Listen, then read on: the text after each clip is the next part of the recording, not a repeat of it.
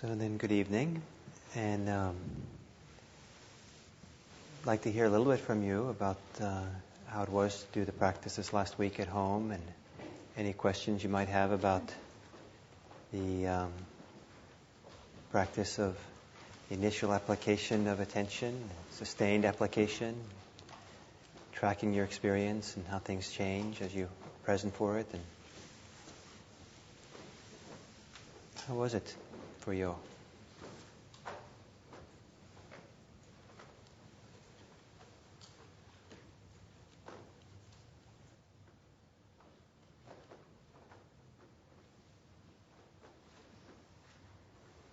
Is it that you're just very shy, extremely shy?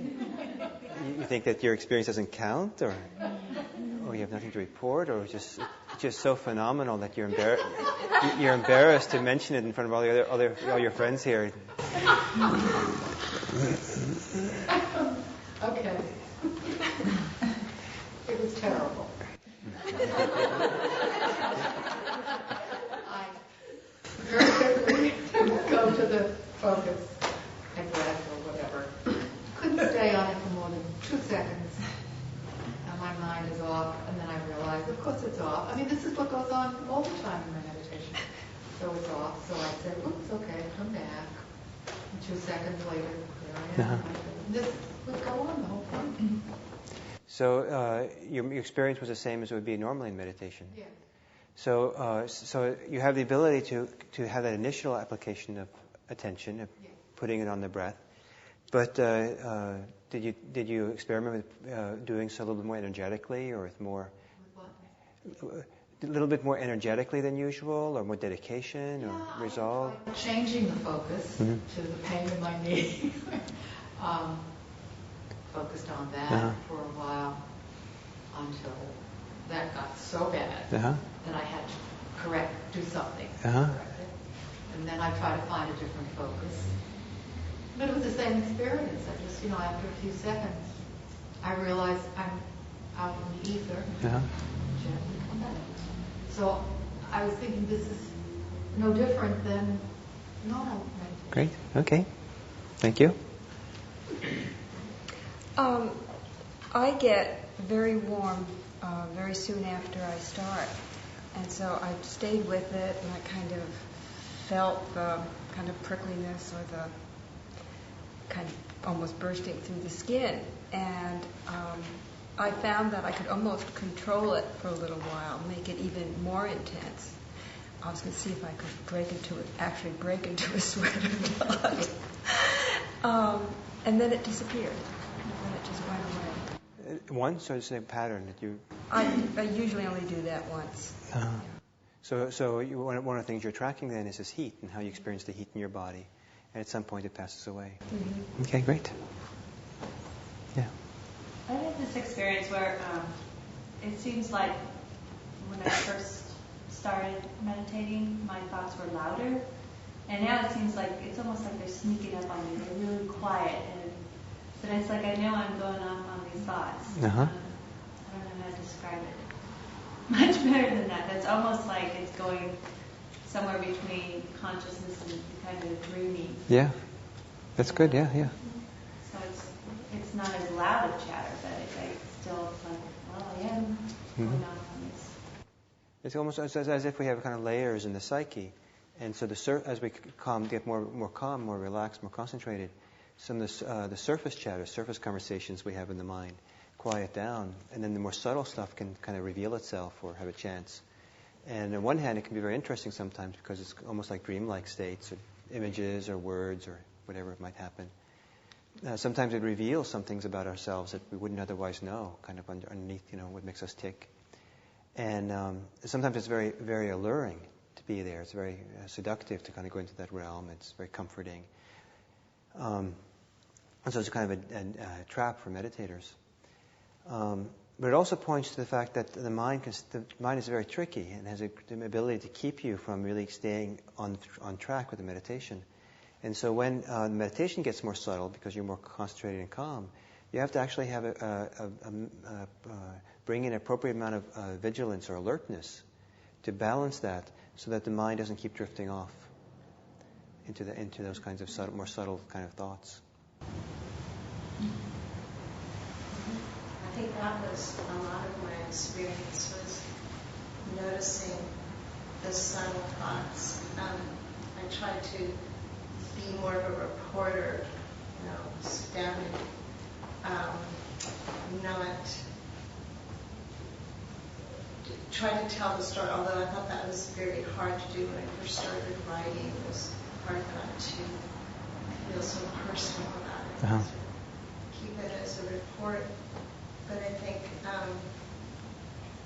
it was really good because, like at one time, I kind of felt the wisdom of leaving the world behind because I had had sort of a hard emotional encounter the day before, and I could feel it sort of wanting to call to me. And it just seemed like, even though I was calling, that it was okay to not go there, because if I don't mean not to notice it. Mm-hmm. You could notice it and you could feel it.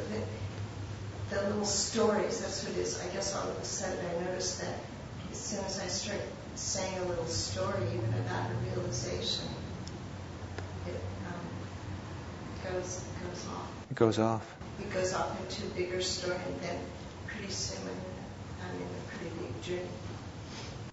One of the decisions we need to make is where in our life do we want to live? And a lot of people live in what I call sometimes the world of aboutness. They live in the world of thoughts about things. And the world of aboutness, the thoughts about things, is not the thing itself. And so we're actually removed. We're kind of living in kind of a virtual reality. And so learning how to kind of, in a healthy way, wise way, not be caught up in the story makings of the mind, all the about stories, and actually seeing things directly as they actually are in the moment is one of the key elements of deepening vipassana practice. And there's plenty of time later to do the stories. Yes. What's an insight? An insight. Here in the West, many of us think of psychological insight as being many people equate it with some kind of insight into your personality, kind of your biography, kind of what makes you tick, kind of psychological insight. What it means in the insight meditation tradition, it means that when you can actually have your mindfulness connect deeply enough, in a sustained enough fashion, to penetrate the what's called the kind of true nature or the inherent nature of your experience. And so you see the universal characteristics of your experience, not that which is personal. That seeing the universal characteristics of your experience is what we call insight with a capital I. And there's 3 insights you can have. The primary ones. The primary one is, especially for vipassana, is being able to discern impermanence, to really see deeply into the nature of impermanence as a universal characteristic of experience. And the second is not self, to have deep insight that whatever experience you're having, that experience doesn't qualify as a self. My next question is, if you experience insight, are you also watching your breath at the same time? It can be. You can have. I mean, what I'm saying is, it would seem. I found myself really finding a lot of pleasure in not really my thinking, but just meditating, just hanging out. Uh-huh. And it wasn't. And this business of counting my breath or being aware of it just seemed almost like superficial, or it seemed not superficial, but just kind of like I could either do that or I could just kind of like hang out. And it wasn't really thinking, but it was just kind of like hanging out. And I have a little thought and everything. And this little hanging out place where I was having my little thoughts was much more pleasurable. And that's what I got out of this exercise, is how much pleasure I had from just sitting. From your sitting. Yeah. Uh-huh. And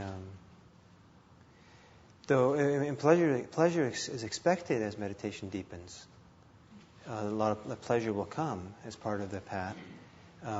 Pleasure can also enjoy and happiness and rapture and a lot of wonderful experiences can happen, but they can also be traps for a meditator. And so a meditator can get stuck there, get attached to those, and think that's what meditation is about, and just hang out there, kind of become complacent, or just drift there, and not really continue making the wise effort that it takes to have the concentration, the mindfulness deepen even further. It's kind of like, if you're, I don't know if this is a good analogy, but if you're trying to get up to the 10th floor of a building, and you make it to the second floor, and that's where the movie theater is. So you decide just to stay there and watch the endless movies they have, but rather than taking the stairwells one flight up or all the way up. Yeah. I had some difficulty with the first part of the exercise, which was paying attention to the acquisition of whatever you were paying attention to. You mean pay attention to the way in which you connected to it. Right. Uh-huh. And I think that's because for some time whatever I'm going to meditate on, the focus of my meditation, it's a preference, or I've trained myself to kind of drift into it, to let it appear with extreme ease. Mm-hmm. It's like floating in a lake and you bump into a log or something. Yeah. And the instruction to pay any attention to that kind of unsettled me a little bit. Uh-huh. I did find once I sort of noted that I was unsettled by that, and then kind of let that whole part of it go, that I was able to stay with things for incredible lengths of time. I mean, over the course of 45 minutes, I might get lost 4 times, 5 times. Great. So you're able to give a little bit more emphasis on the sustaining power of attention. And that generated something I've actually been feeling since I started the course, and maybe a little bit before that. Sort of, is that all there is kind of doubt. I've always had a very strong ability to my concentration comes to very easily. I don't know if it's a natural phenomenon or fact that I've trained myself in various disciplines over the years to be very concentrated. So concentration is kind of an easy thing. And sitting there, watching my breath very closely. I watch my breath for a while, and then I can actually watch my heartbeat in conjunction with the breath and get, really delicate feelings of that whole thing. So it seems like there ought to be somewhere to go from there. You said a lot, so I'm not quite sure what strand to pick up from. The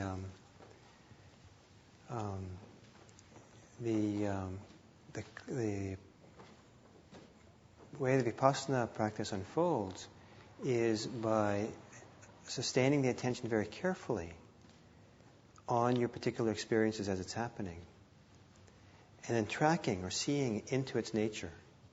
So when you sustain the attention there and see it for a while, kind of penetrate it, a number of things can happen. One is that you might see it, that it begins to change. You might see how it changes. It might morph into something else, or you might see it, or it might fade away and disappear, or you might see that it's kind of oscillating or vibrating or flashing in and out of existence, kind of thing. There's a number of ways in which it doesn't remain a solid thing, but you actually start seeing its changing nature. But seeing its changing nature requires is a kind of paradox. The greater stillness you have of the mind, the greater the greater insight you can have into the impermanence of your experience. The more agitated the mind is, the more things seem to be permanent. So where it goes is that it goes to deeper and deeper insight.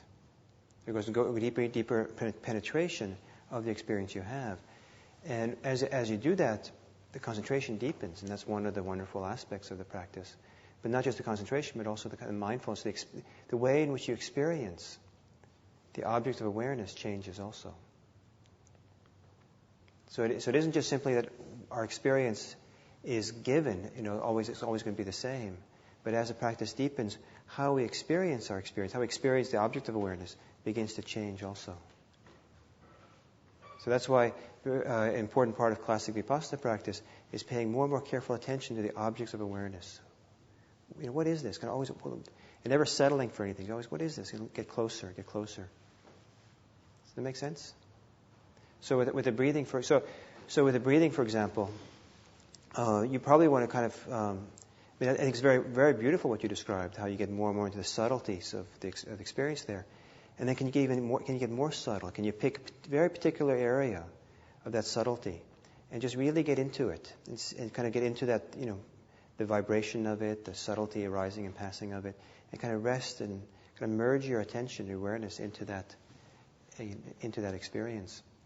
Closer, kind of get into it. Does that make sense? It makes sense logically. There's a point beyond which ideas right. So have to be assimilated in a different way. Okay. So one of the ways to continue with this, if you had an interview, for example, is you would describe in the interview the best of your ability the cutting edge of your meditation practice, the deepest state of concentration you get in your meditation, and then describe what your experience is there. And in particular, how you experience the objects of awareness. So if you're doing the breath, how you experience that breath. I had another experience that I like to comment on. I'm on call practically all the time. So if the company phone rings, I have to answer. And yesterday or the day before, I was sitting, and the phone rang, and it happened to be right there. So I simply reached over, picked it up, and answered the phone. And I had a conversation with someone, a computer problem that was going on in any case. I noticed through the entire course of the phone call that I had automatically shifted my focus of concentration to the conversation, listening to what the person was saying, being aware of what I was saying, watching my thoughts, trying to solve the problem. It was actually quite an amazing experience. And then I hung up the phone and I put it down and I closed my eyes again. And, nice. It was just it was actually a kind of strange experience. Mm-hmm.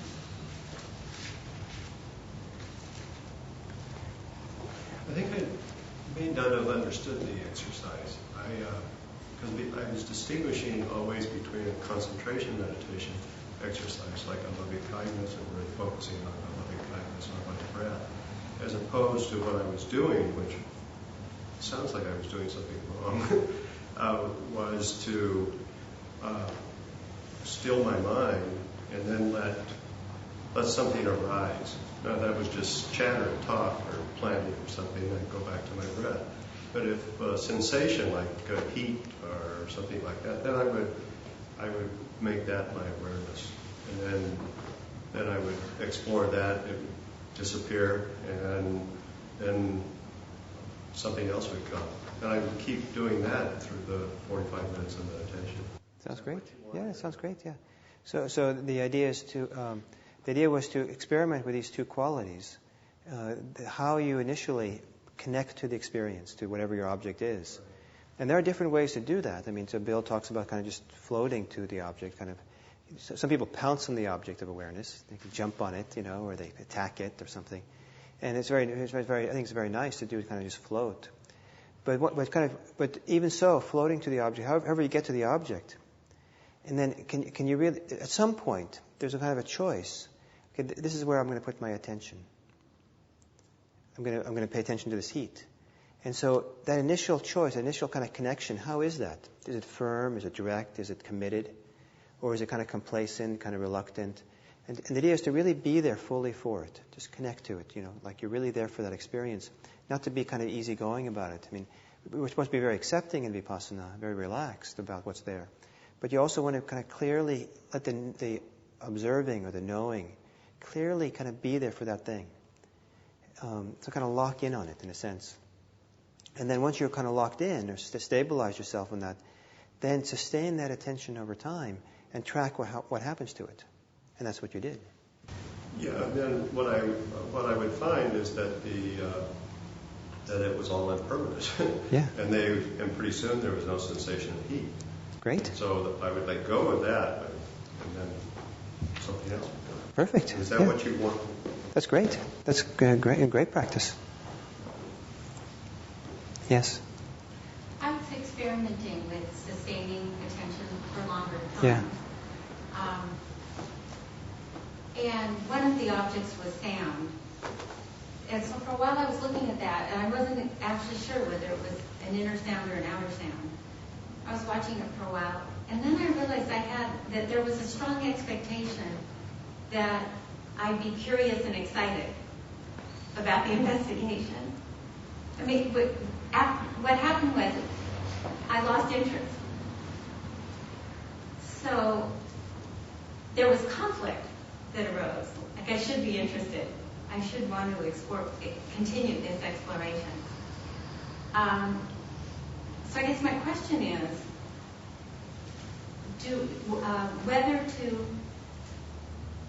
I ended up making the object the disinterest or the conflict. Perfect. So switching more to the mind state. So I found that then that happened several times. There was this conflict. I really should be more. I'm not a very curious person. I should be more curious and be able to investigate, penetrate more deeply. And then ended up every time going back to investigating the expectation or the mind state. Is that? Yeah, I didn't give a great detail instructions, but there's so many ways of doing mindfulness practice. But certainly it's one of the ways is to. I think it's a very, very wise way.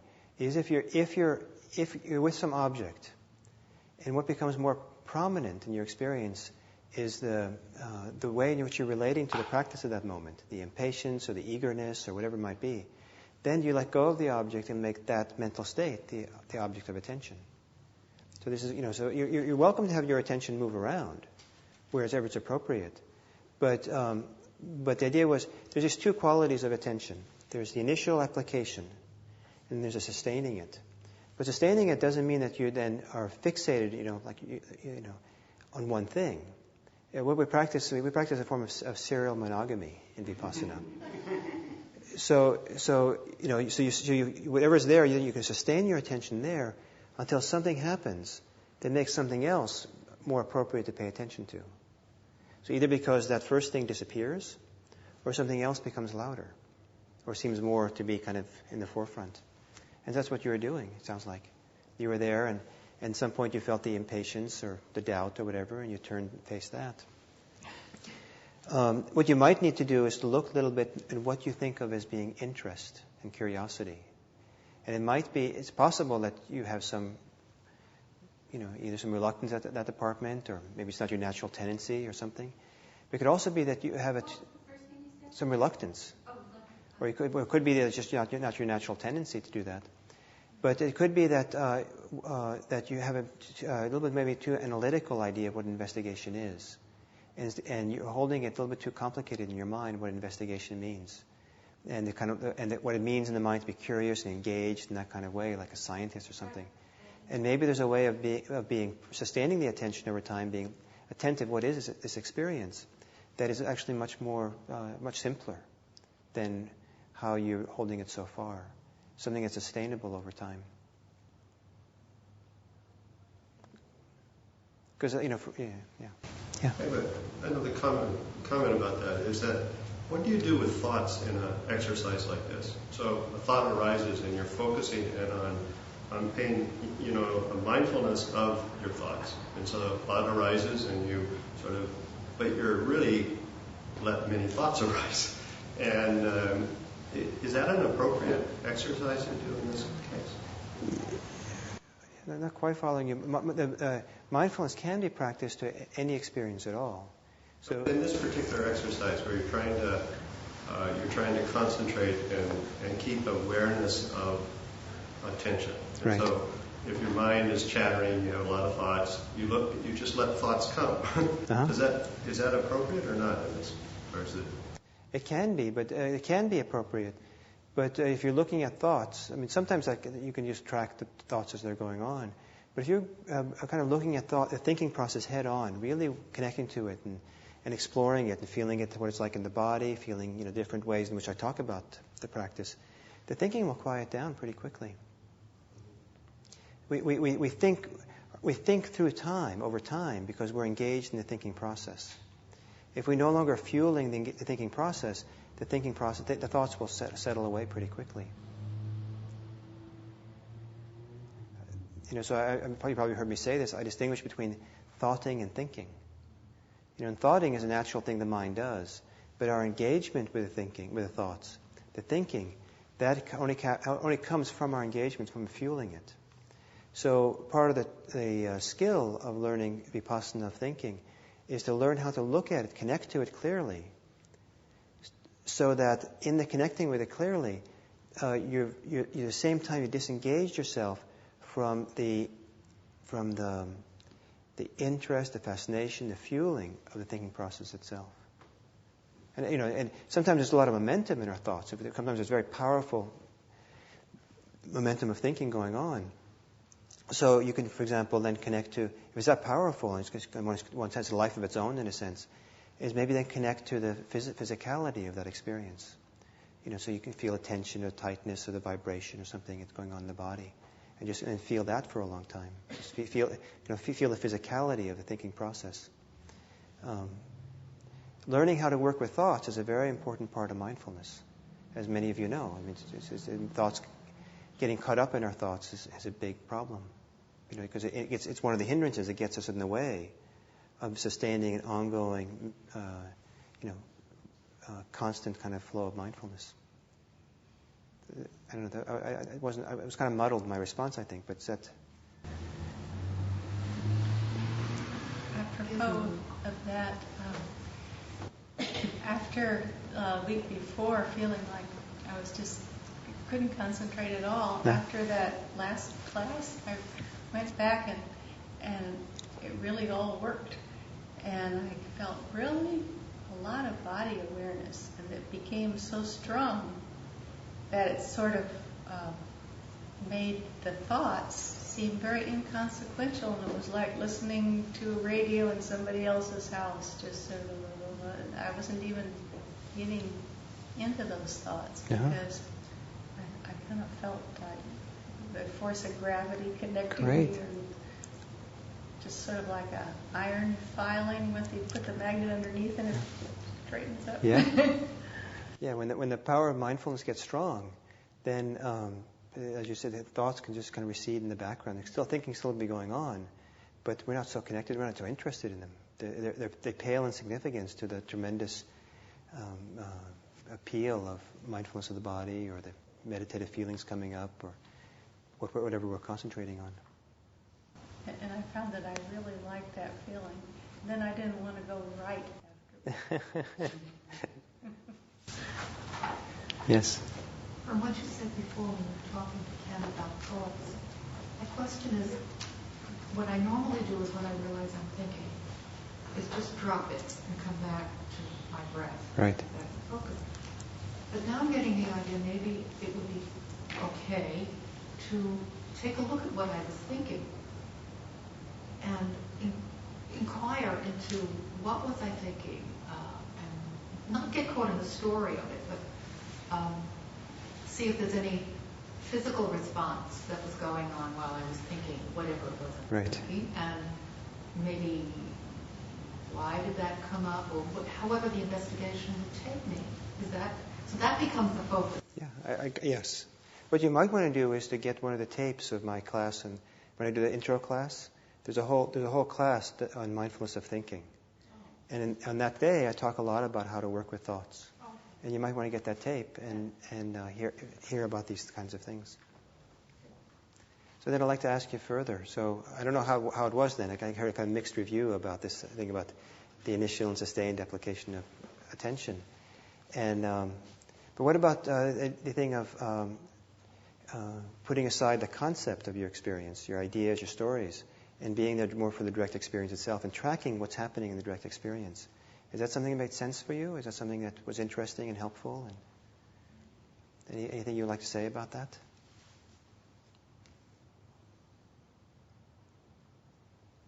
No?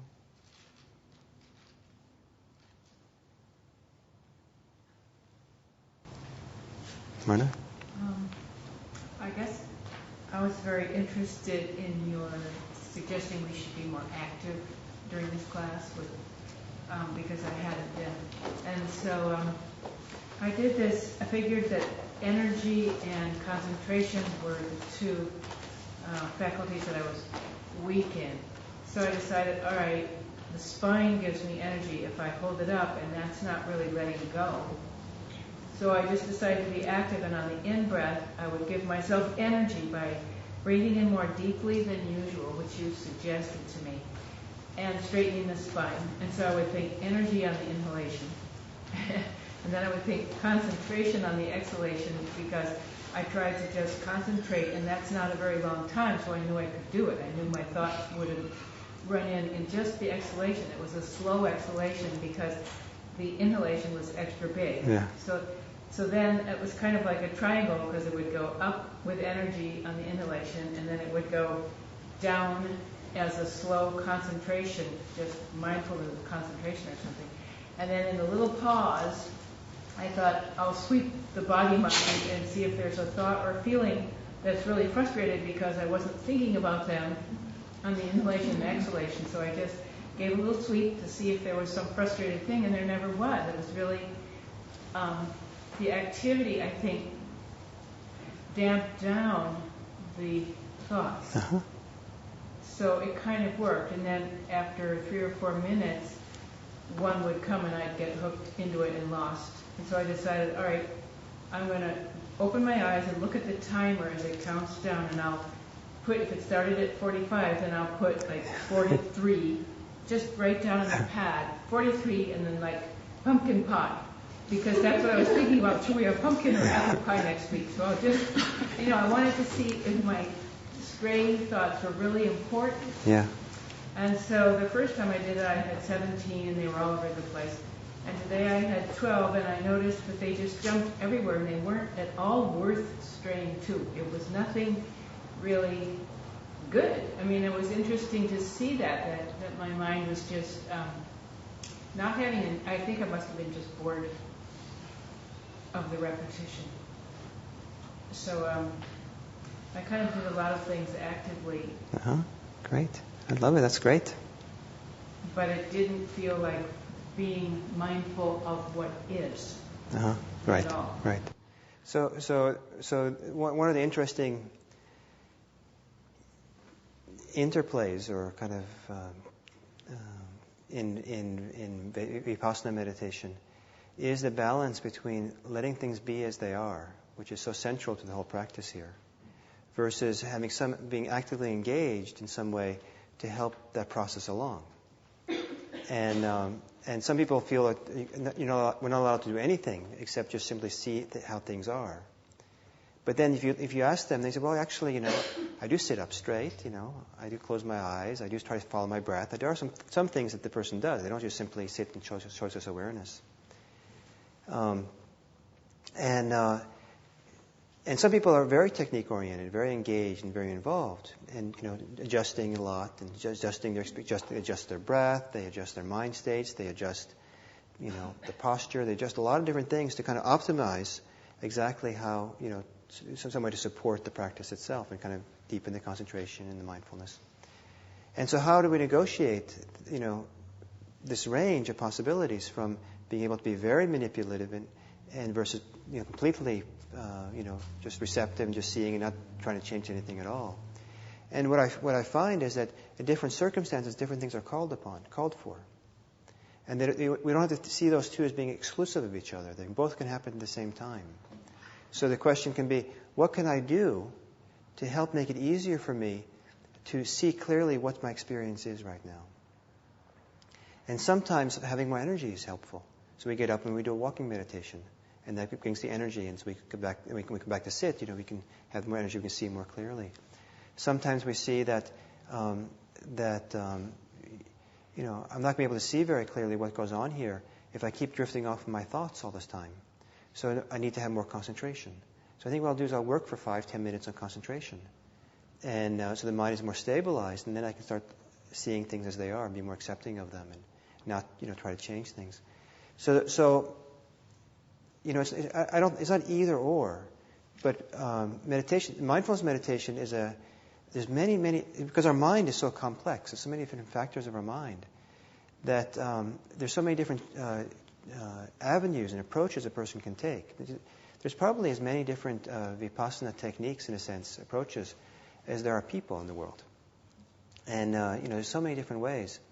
And then you hear there's so many different ways, and then it's exhausting. And then you spend all your time wondering, maybe I haven't found the right way, or should I try this? No, I'll try this. I'll try this. And 30 seconds goes by, no, I think I should try this, and try something else, and then we get caught up. And so you have to be discerning enough to know that you're not going to deepen your practice by jumping around doing a lot of different practices.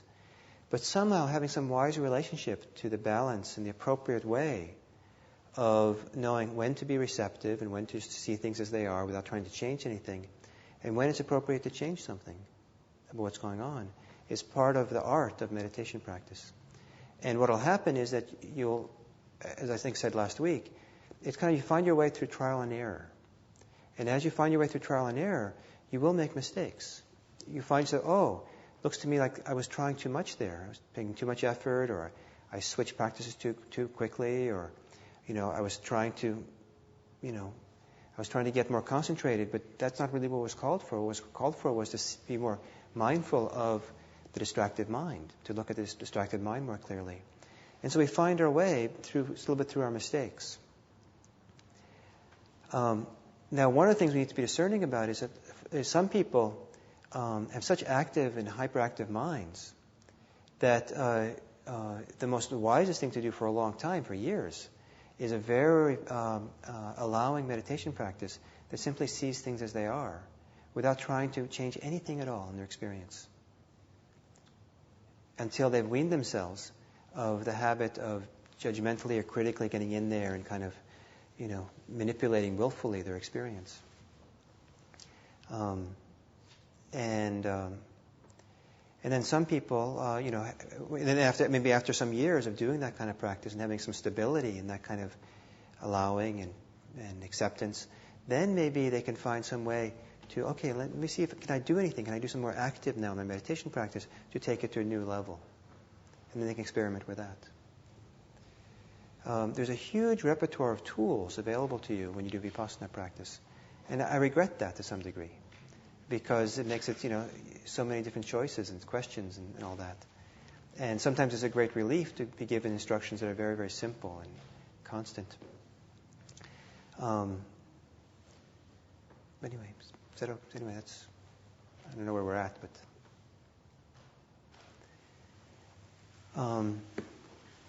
the different exercises I've given you here for this class, you can think of them as exercises to highlight different aspects of your meditation experience, and so you can see more clearly what's going on. And then trusting that as you see more clearly what's going on, then you can stop doing the exercise, but you'll be more sensitive to how these things play themselves out. And being sensitive, a tremendous amount of meditation practice does unfold by simply seeing clearly what's going on. But there's often big domains of our experience, our inner experience, which we kind of keep off stage. we don't really notice. We don't really, because we haven't been trained or taught to look at it.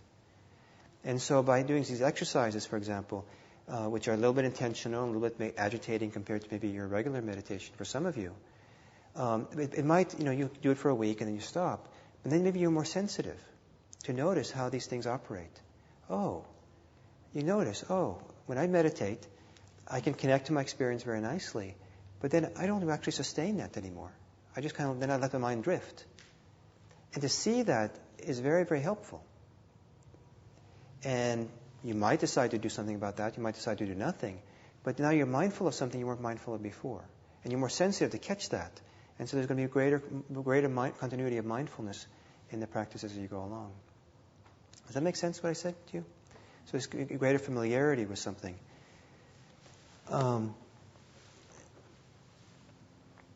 And so any one of these exercises, these last 3 weeks, you could spend a few months on just one of these exercises. If any of them seemed appealing to you, just spend a couple of months or a month or however long, and keep the journal or whatever. Like the first week we had a checklist. Just do that for a few months.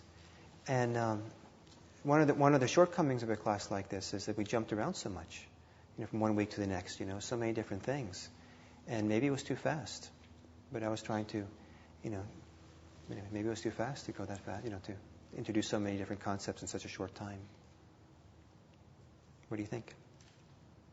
No?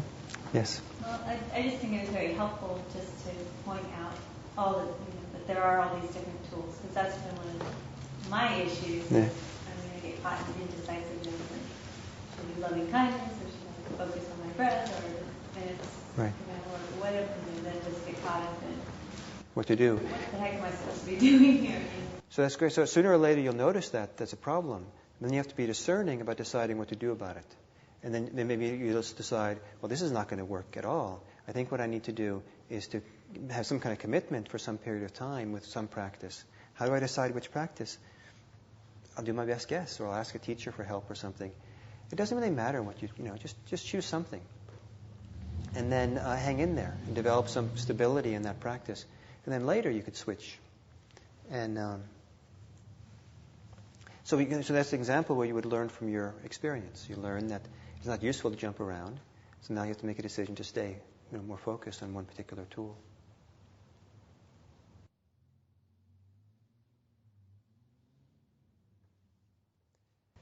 Okay. So let's meditate. We'll do some guided meditation. And if you want to stand for a minute, you're welcome to do that, a few seconds.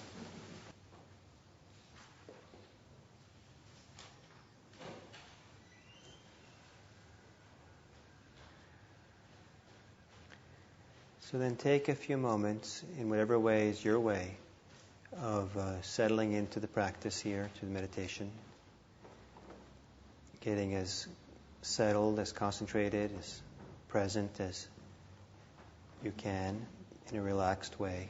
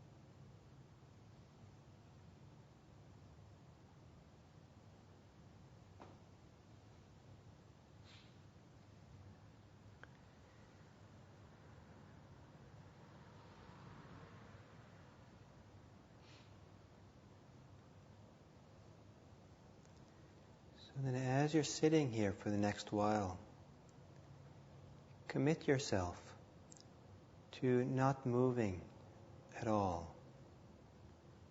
Not moving, not even an eyeball, not even your lips or your tongue, your hands.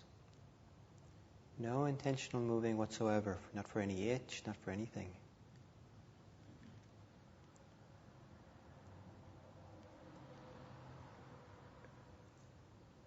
But then when the urge arises to move,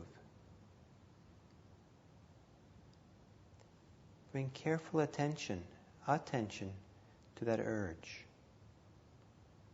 to the intention to move.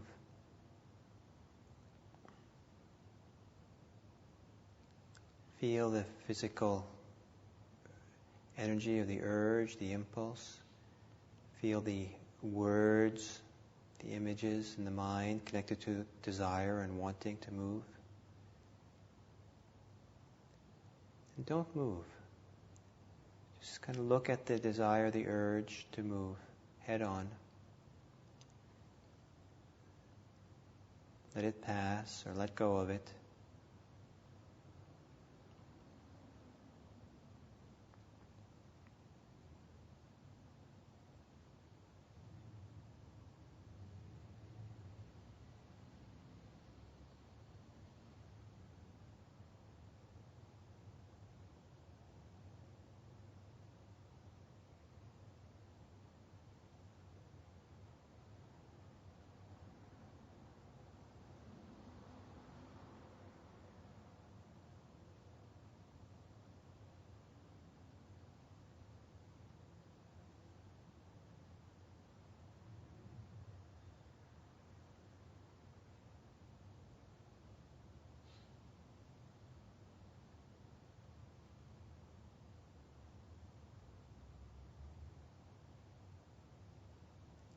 And then as you're doing the vipassana practice, either doing mindfulness of breathing or doing it in some other way,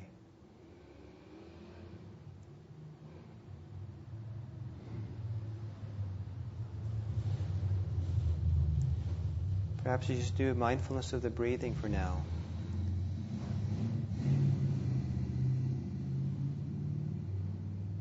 Being mindful of your breath. And if your mind is subtle enough, if you're sitting quietly enough, then notice any impulse or intention to move the mind, to move the attention, to change a mental state, to do something with your mind, to direct the attention someplace else, to go and grab onto some kind of thought. There can be impulses, urges, intentions to move the mind as much as to move the body.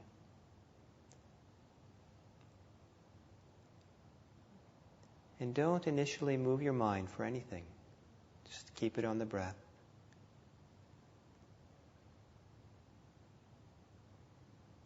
And then feel that urge.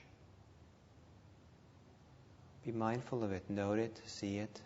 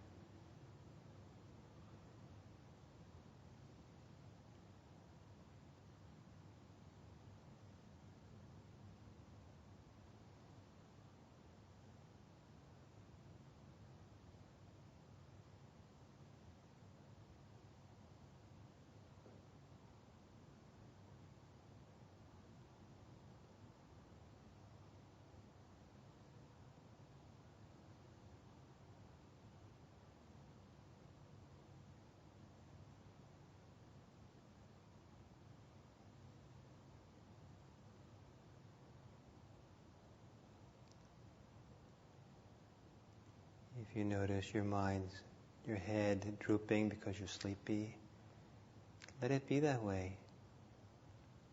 Notice the intention that might arise to straighten it out.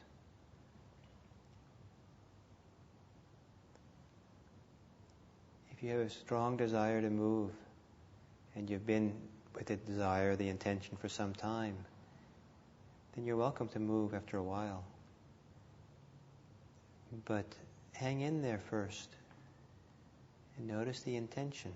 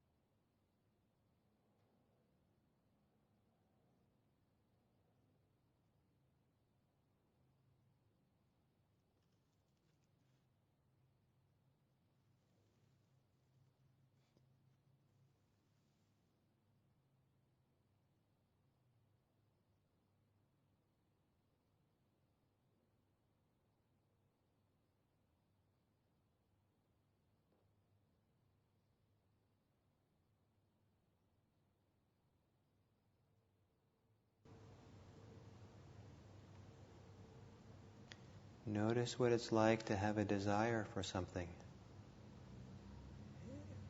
About your meditation, perhaps. Notice the qualities of your intention. What's the motivation behind any intention you might have?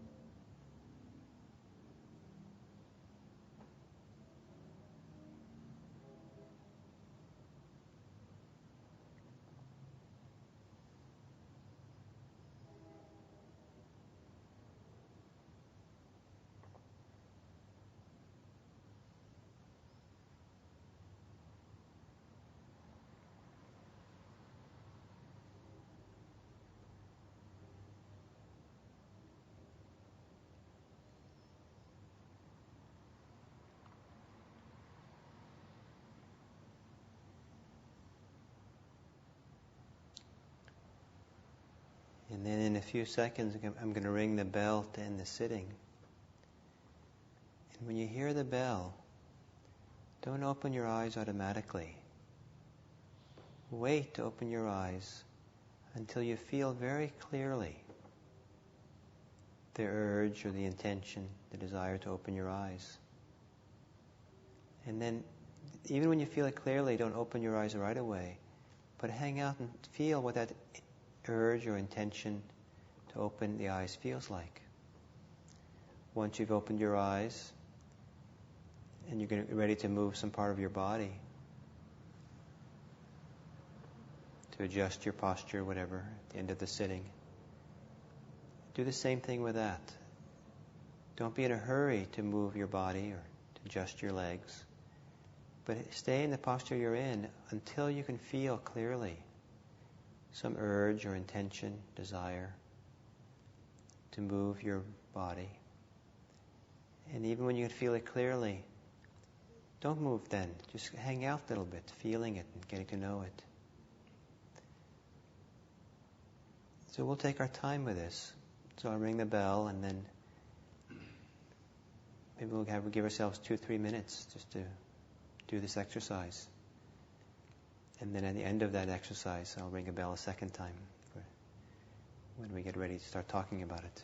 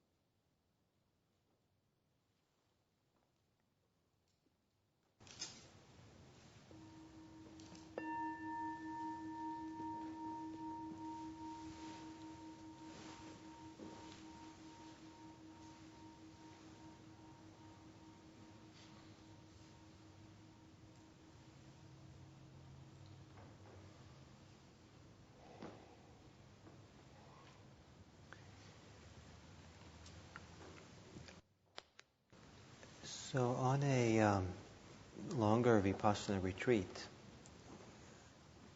for example, on a 10-day retreat, it might be on the seventh day or so, that instructions are given to include mindfulness of intentions. The reasons why we wait so long with that level of instructions is that you need to have a mind which is quite settled and mindful and concentrated to really catch the nuances of intentions. And also a mind which is not going to be caught up in story making around intentions and can kind of get analytical about it.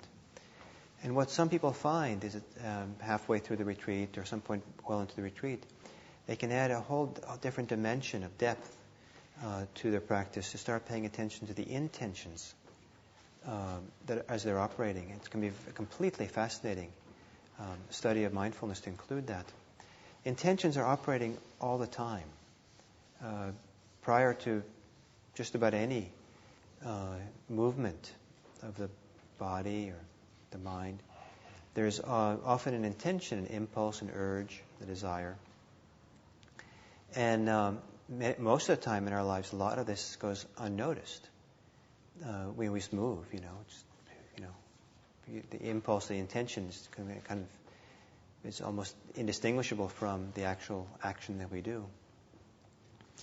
But to pay attention to the intention, certainly because it's something that's happening all the time anyway, it's one more thing to keep on the stage.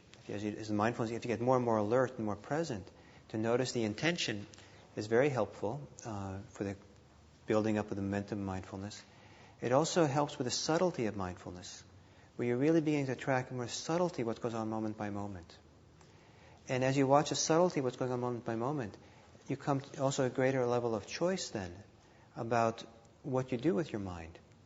Do you follow through on some of these impulses to move, for example?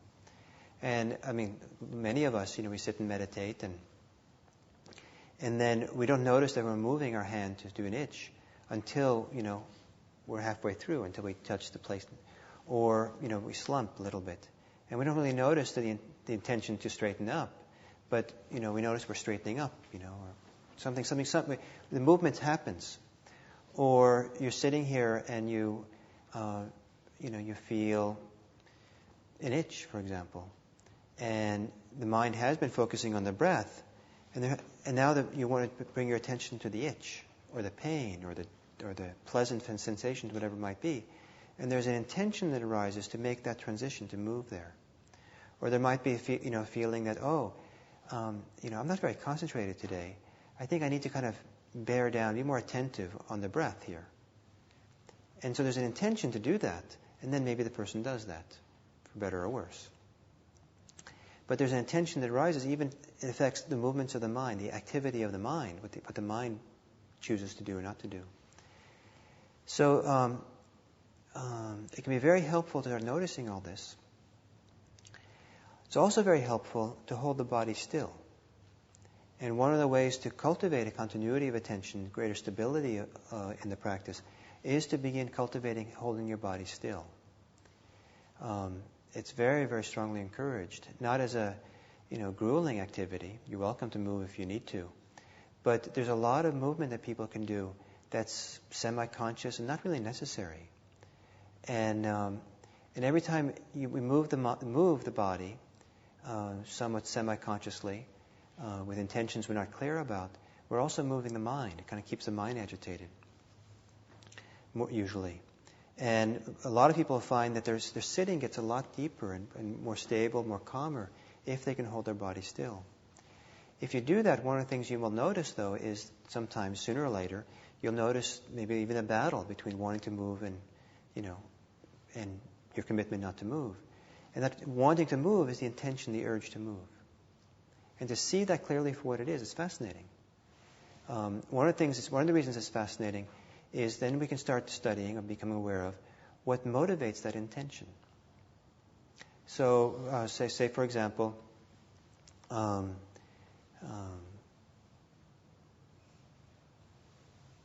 you're sitting, and after a while you feel like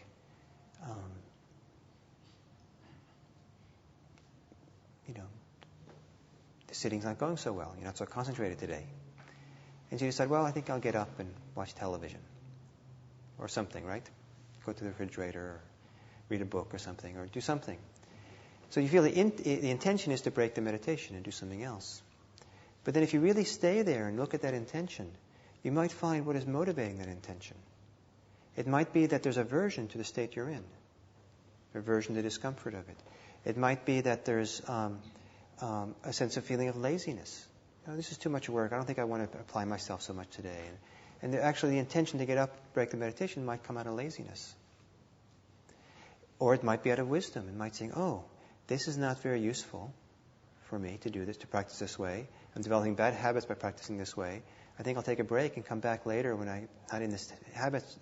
And so it can be a wise reason to end the sitting.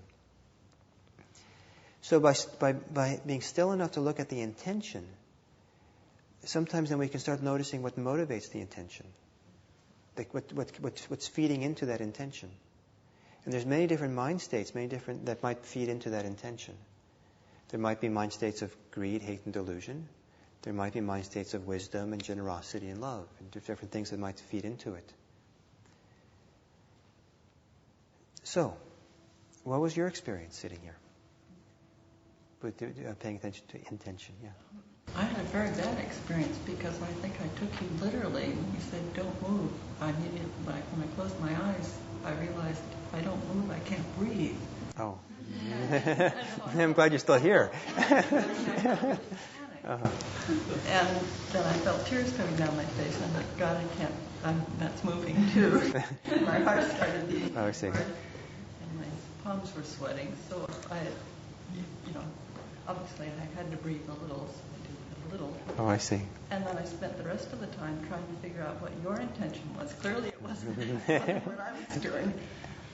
So I became very aware of all the completely involuntary parts of Fascinating. Well, fascinating. I mean, that's interesting. I mean, to do that. So interesting, the whole thing, your experience. I apologize if I wasn't so clear on the instructions, and I guess I was just kind of assuming that, the idea was, you're just going to be as you normally would, breathe normally, and let your heart beat away freely, and but just sometimes people are sitting and meditating and they go like this, or they go like this. Very, very small movements. That's kind of what I meant. Yes. I often get this incredible urge to swallow, and I'm still not sure if I'm actually collecting saliva, but I always find that that's the big problem with what to do with the saliva, just let it stay there. You can experiment with it, but generally, I've had that sometimes, and generally when I have that, I swallow. I think that I can attach something horrible to it if I don't swallow, I'm just fall over and I'm just going to croak. That part's kind of interesting, the panic. Yeah. I've known people who've had issues around saliva, producing a lot of it or whatever. And sometimes just different people, different states. I mean, I've gone through periods where I do a lot of that.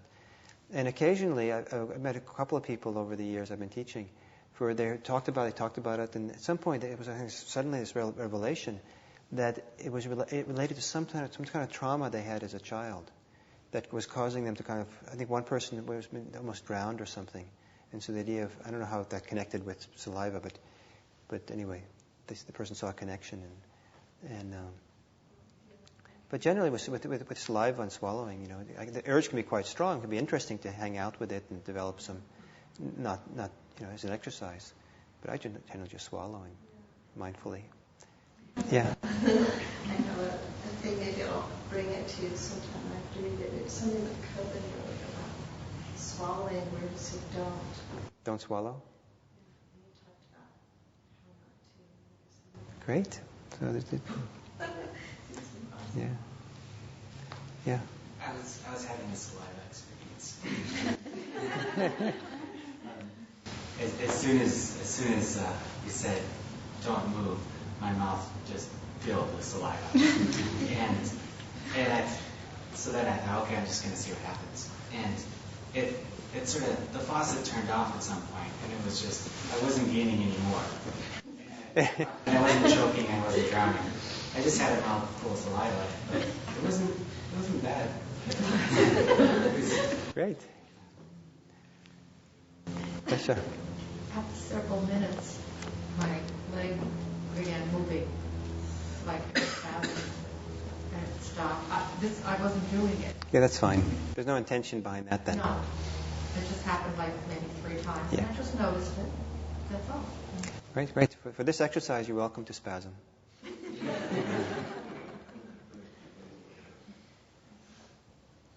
Yes? Yeah, I really enjoyed it.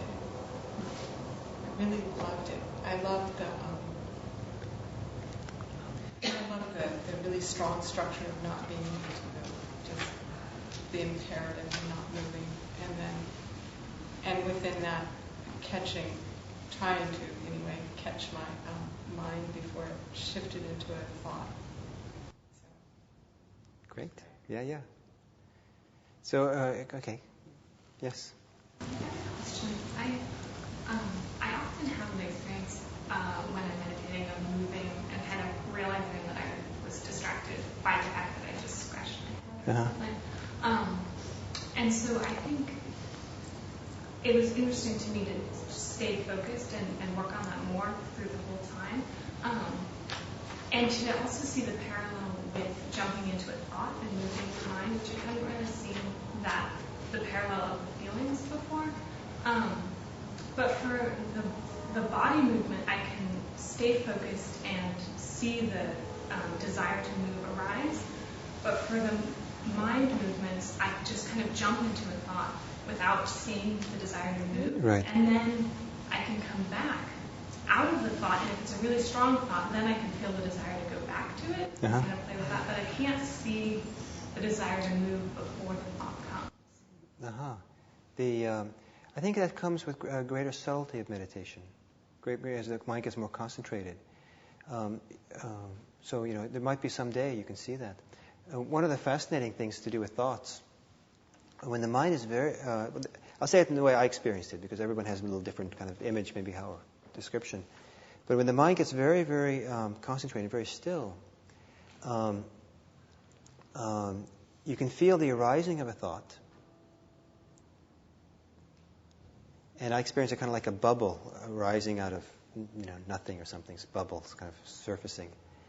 And if I'm right there to catch that bubble as it begins to rise, and there's no interest, no involvement, just kind of seeing it clearly, that energy, that impulse to think is there, it just dissolves. And what's fascinating is that I never know what that thought was going to be. It's like the urge to think precedes the actual vocalization or sub-vocalization of that thought. It's like first there's this impulse, and there's kind of this pressure kind of coming up about this thought's about to happen. And but the mind has to be very, very still in order to see that. Yeah. Do you feel that in the body? For me, I'm not sure what to say about that. I certainly associated with the body, with being in the body, that experience of that bubble. That's some sensation, right? What? There's some sensation. A little bit of pressure. Yeah. Somewhere in there. Yeah. Have you ever had the experience, when you have a lot of energy and you're extremely agitated and your mind wants to think a lot, and you get to that place where you see that, I guess the best way to describe it is a bubble. It's sort of this gray thing, and you see it and it goes away, and it's immediately replaced by another one, and then there's this kind of boiling on your mind that you don't think about anything. Have you been there? Not sure what you're saying. We're saying your mind is agitated, but there's lots of thoughts that want to come, I guess, and so you see one and it doesn't come, and then there's another one immediately, and it's this like boiling little bubbles, but none of them are really thoughts because you see them coming and they don't come. I don't know. I'm not sure I've had that experience. Maybe something similar, but. Certainly I've been, sat down and been phenomenally agitated, and the mind just kind of like this crazy monkey is kind of speeding all over the place, and it's happening so fast that I can't really track what I'm thinking. Just kind of these little explosions of stuff. But let's go back to this thing about the exercise, if we can. Yeah, I have one question about this. This thing that I've watched for years, it's standard operational procedure. I'll be sitting there, and I've been told or decide that I don't want to do something that I want to sit very still, so I'm holding myself very still. And I get to this place where I realize that this is extremely subtle. It's not like a clenched jaw. I've got this extreme subtle tightness in muscles in the very, very back of my jaw. Just this little twinge of tightness. And so nothing's moving, but one of the things that I do is I just let that go, and those muscles relax. Is that doing something? That's doing something. That's doing something. So for this exercise, you wouldn't do that. You simply feel the impulse to do that. But, it's a fine thing to do. I mean, there's nothing wrong doing that. Just for this exercise, that wouldn't have been the assignment. The assignment here is just get to know the intention. And then as you do this, you get a lot of power over yourself if you can see your intention clearly. And then you can choose whether to follow that intention or not. If you don't see the intention and the intention's kind of in charge and you operate automatically, there's no freedom there. And even something that's healthy, like for example, relaxing some tension, can be done automatically. And there's no freedom there. But if you can see clearly the arising of that intention that's there, then you can decide, is this a wise thing to do right now?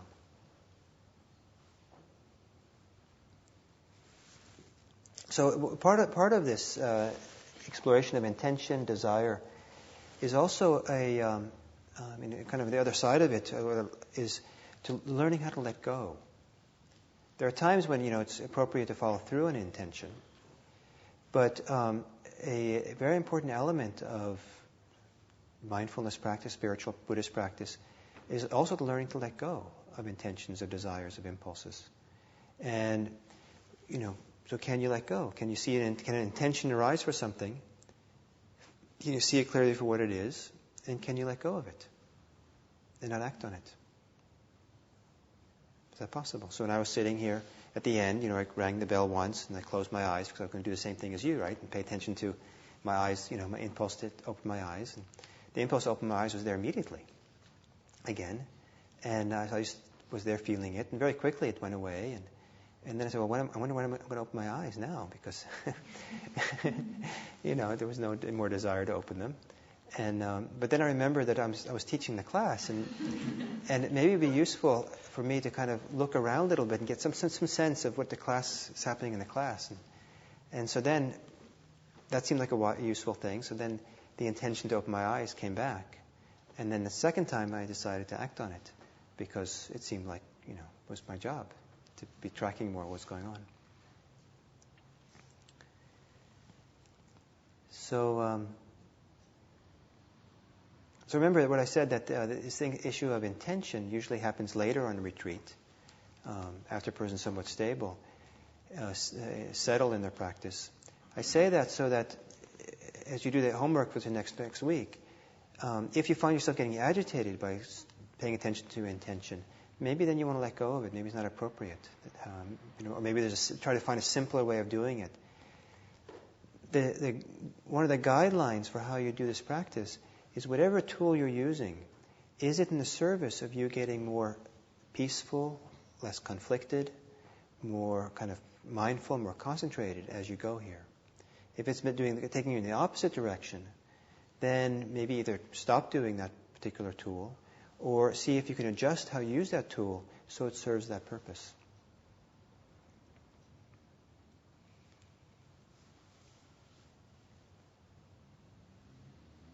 So intentions. It's very helpful in daily life too, to notice your intentions before you act. So, other questions or comments about this? Yes, Karen. When I started, I was very, very tired. And so I kind of doubled my effort. And I thought, okay, I'm really going to have a strong intention not to move and to stay with my breath. And I really got an incredible surge of energy and was able to get very concentrated very quickly, whereas normally when I sit and meditate, I sort of take my very time getting concentrated, and there's a kind of predictable rhythm. So I guess my question is more about the initial application of intention and then sustaining intention in practice, which is, I know, a little different than the exercise. Right. So, but what's the question? Well, I had a really strong intention for this short period, right, for this little exercise. And so I guess I'm asking how to generate that more. I find it hard to keep my intention strong.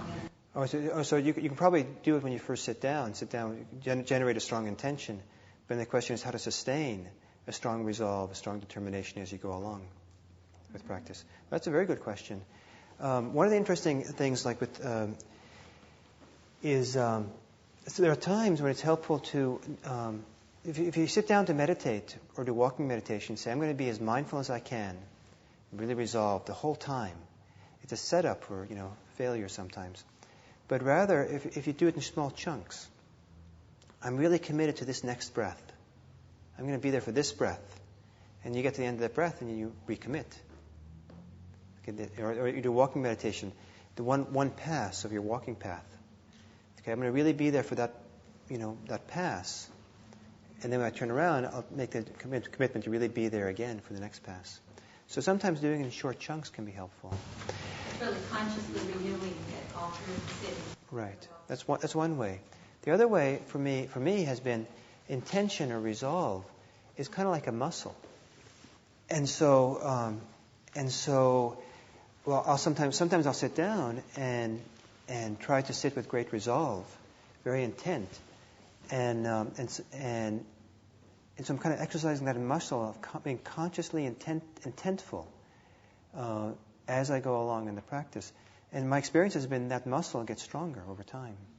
The motivation, it helps a lot to stay so much close in touch with your motivation to practice, feeling its value and how important it is. In Zen they have these wonderful little chants they do regularly, or say, or things they write. One of them is they say, life and death is the great matter. Life and death is the great matter. Practice as if your hair is on fire. Don't waste time. So actually it's written across often written across the wooden plaque that they use wooden sounding board that call people to the meditation hall. And so the idea is that that little saying is being hit, and it's supposed to travel out across the sound, across the monastery when they're calling you to the meditation hall. Don't waste time. And so there's a whole exercises people do, reflections people can do to try to get their resolve strengthened.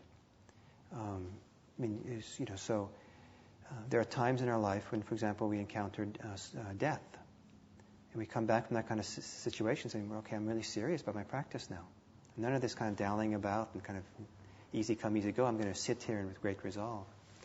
And other things, that can really kind of put a little bit of fire under us. So sometimes, some reflection or rereading or, something can, some reminder of how important it is to how practice is so important, can give some fuel so the intention is sustainable longer through the sitting. Things like that come to my mind. But I would encourage you to experiment for a while, sitting with greater intent, resolve, determination, resolve. I like the word resolve a lot. Because resolve in my mind is something, for me, and maybe it's just something peculiar with me, resolve in my mind is something I do with my whole body. And it kind of, almost like, it's not tense. be resolved. I don't feel there's, to me, it's a whole bodily involvement with something, but it's not tense. Whereas intention, to me, it has a little bit more mental quality to it.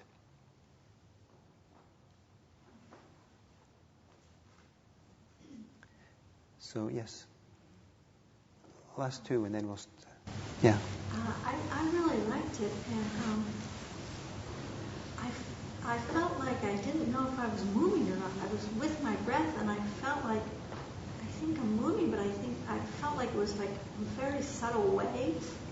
Like my whole body was sort of going a little like this, but I thought, no, I'm not moving. And I couldn't tell if I was moving or not. And then I really liked focusing on the intention of opening up my eyes, of the desire. Yeah, I like that. It's pretty common for people to have some experience of swaying or some oscillation or some pulsing in the body. Maybe connected sometimes to the heartbeat or other kind of pulsing or oscillating things going on in the body. And if you're very still, sometimes you can feel that. And it's just kind of, generally just kind of a natural thing going on, natural phenomenon. It's fine. The thing about taking the end of the sitting and being very intently mindful of the process of ending the sitting is that many of us, you hear the bell at the end of a sitting, it's just like mindfulness goes out the window at the bell. And it's kind of a pity, and it doesn't have to go out the window. The practice can continue. And so one of the ways to do that is to open your eyes intentionally and be intentful of how you move your body and how you start your day and how you make your coffee, and off you go. Lorraine, you had a question? This opposite a little bit, that you talked a lot about walking meditation. Yeah. Can that be a regular part of your practice? Oh, yeah. Instead of? Sure. Walking meditation is as significant as sitting meditation. Can you talk a little bit about how to go about that? Very briefly, generally you would find a walkway that's about 30 feet long, and you would walk back and forth. And whereas sitting meditation, we tend to use the breath as kind of the anchor for the practice, and the alternating sensations of breathing in and out. For walking meditation, we use the alternating sensations of the feet and lower legs stepping as the ground or the anchor of the practice. And the mind wanders away, and you bring the attention back to that sensation in your legs. And slowly with time develop some stability, concentration on the sensations of your breath, being mindful of what they are. Can you go along the path? You can. There's many ways. Of course you can. The advantage of walking back and forth in a very simple environment, someplace where there's not a lot of distractions to pull your eyes away, is that if you wander around longer, then part of your mind, it's a very subtle part of your mind, is negotiating the path. And so but if you walk back and forth, pretty quickly you know the path. And so that part of your mind can be put to rest. So, very, very simply, there's a lot I can say about walking meditation. And I'd probably have given a talk, Thursday talk sometime, on walking meditation. I don't know if it's in the tape library or anywhere.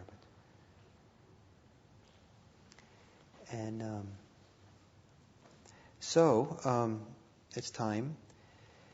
So there's homework. So the agreement, if you remember, the first day of the class, was that even though the coming to class part of the class ends, the agreement was that you would sit for the week with the homework, 45 minutes, but for the week continuing after the last class session, because that's the way it works, right? Right? So you're on your own. It's the honor system now. And disadvantage is there isn't the kind of follow-up the following week as we have had here. And I want to underscore what I've said already, that the practice of meditation, mindfulness meditation, can be done in many different ways. And you find some teachers who say this is the way or the only way or whatever, but there's many different ways, different styles of doing it, many different tools for using how to do it. Some are more active, some are more receptive and passive, some involve not just clear seeing by itself, just seeing how things are, and some are more engaged and directive. And you're going to have, as serious meditators, you're going to have to sooner or later find your own way in negotiating this and finding what's appropriate at different times. What you'll probably find is that different tools are useful at different stages of your meditation. So even just like the things you've been taught in this class here, it might be that for a year or something, that some of the things you learned here they're not very relevant, don't really apply that much. But then later, in a year, your concentration is strong enough, or you've entered a different level of meditation.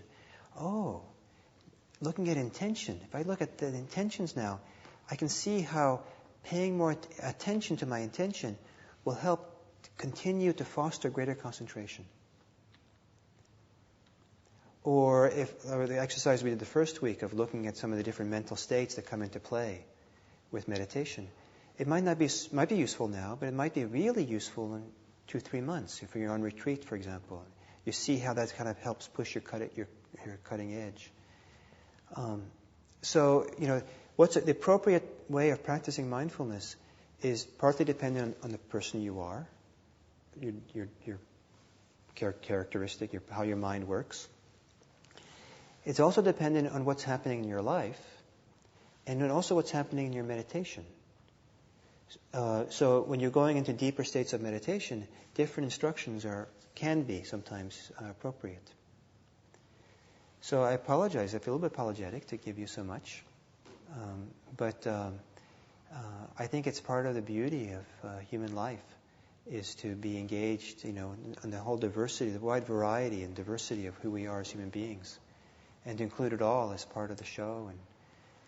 And my simplest wish for this little series is that you would feel that you could be a little bit more engaged in your meditation practice than you have in the past. And in being more engaged, that actually helps you be more concentrated in doing it. That's very simple. That's very, so you're not so likely to get carried away by your stories because you find the process of meditation, what's happening in the present, to be compelling or interesting. So you're engaged and involved. So the homework is there. The class is not over for you. And I very much appreciate you coming and very grateful that you came and you're so engaged. And until next time, thank you.